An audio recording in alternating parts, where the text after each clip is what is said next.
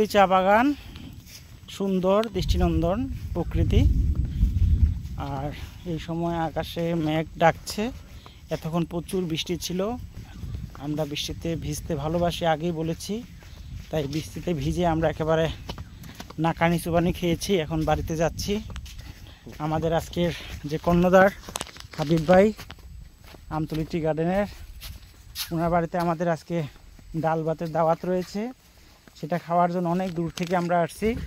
আমার সাথে খাওয়ার জন্য আমার ভাইও চলে আসছে। হ্যাঁ, আমার ভাইগনাও চলে আসছে গন্ধ পাইয়া। আর হাবিব ভাই তো আছেই, আর আমি তো আছি। আপনারা জানেন যে আমি তাজুল ইসলাম জাভেদ, হ্যালো শ্রীমঙ্গল। তো হ্যালো শ্রীমঙ্গল আজকে হ্যালো আমতলীতে চলে আসছে আর কি, এতটুকুই। আর সব কিছু মিলিয়ে দৃষ্টিনন্দন একটা প্রকৃতি। কিছুক্ষণ আগে বৃষ্টি হয়েছে, আপনি বুঝতেই পারছেন যে রাস্তা যেহেতু ভিজা, বৃষ্টি হয়েছে।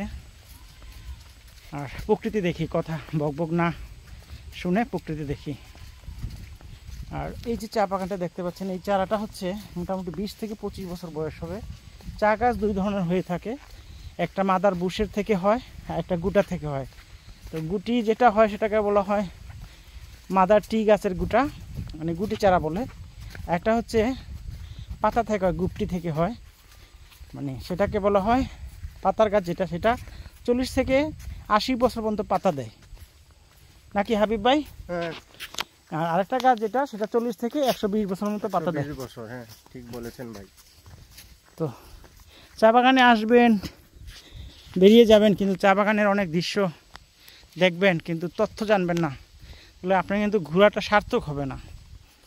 আর দেখুন প্রকৃতিটা, অস্থির একটা প্রকৃতি।